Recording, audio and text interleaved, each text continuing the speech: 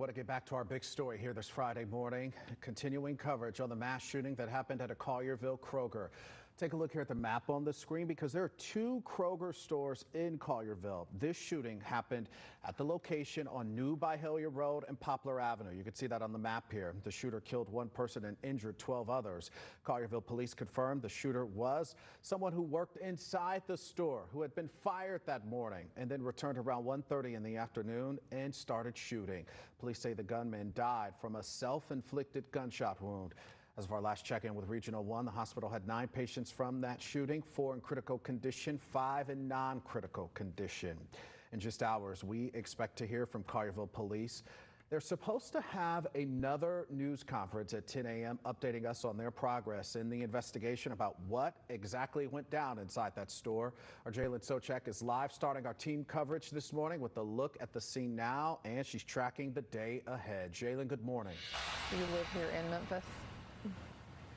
Yeah, John, good morning. We're actually going to bring you right to a live interview here. We have Sara Wiles. You were in the store shopping. This is a Kroger that you frequent a lot. You said you only live about 5 minutes away from here. First off, I'm so happy that you are okay.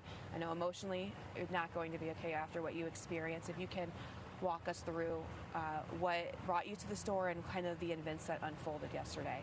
I was just coming by to pick up some vegetables because I was going to make some soup for dinner last night, and was in the back of the store getting some produce and heard a loud pop and thought it was one of the Mylar balloons that they keep in the floral department. And then there was one shortly thereafter, and several people, we all looked towards the front of the store, and I guess it was a couple of seconds later, then there were 3 more rapid pops.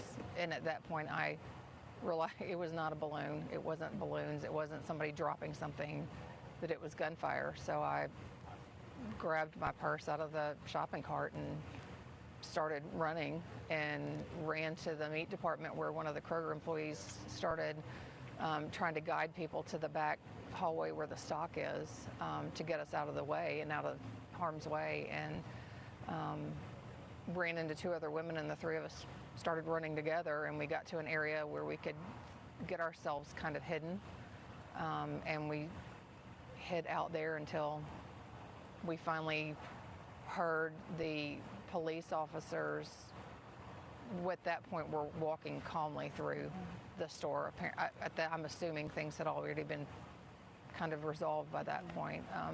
When we were hiding, we could hear the shooter down the hall from us and could hear the shooting, and I called my husband to let him know that I was in the store and what was going on, and he could hear the shots as well. So we just hid and prayed and huddled together until we could get out of there. Yeah, what was that like in those moments when you were hiding? Are you able to share maybe what you said to your husband at that time? I just told him that I was at Kroger and that there was an active shooter, and I've been married to the man for 31 years. That's never a phone call you ever think you're going to make. And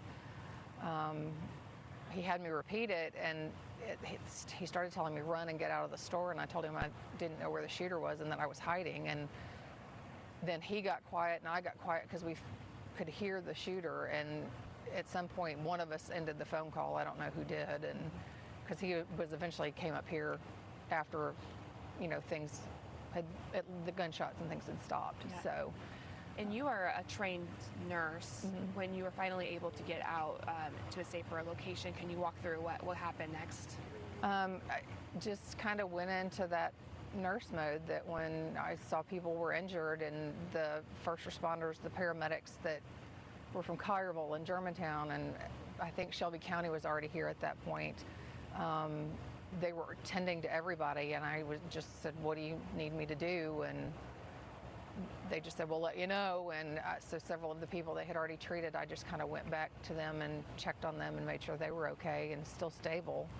And just did what little I could do. Again, all that credit for the people being well taken care of, and the massive police response goes to the first responders that were here. Absolutely, and then the heroes inside Kroger as well. Absolutely, absolutely.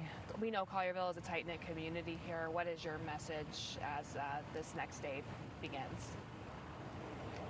for all of the victims that were injured, and especially for the King family that has had the ultimate loss just for somebody going to the grocery store, that are all praying for you, and we will rally around all of them. And we can't make it better, but we can give the support and we can give the love, and they'll have all of it from all of us. Sarah, thank you for joining us this morning and recounting that. I know it is traumatic, and we appreciate you talking, and we're so thankful that you are okay, and thank you for also trying to do what you can to help other people inside there. So I know it's a difficult day for you and for everyone. And, Absolutely. you know the people inside of that Kroger very well, and so I can't imagine Yeah. what it's like. So. But thank you, and we just appreciate hearing your story of what Thank you. unfolded yesterday. John, we're going to go ahead and send it back to you. Our Jalyn Souchek live for us this morning in Collierville, again talking with witnesses recounting the harrowing stories from inside that store.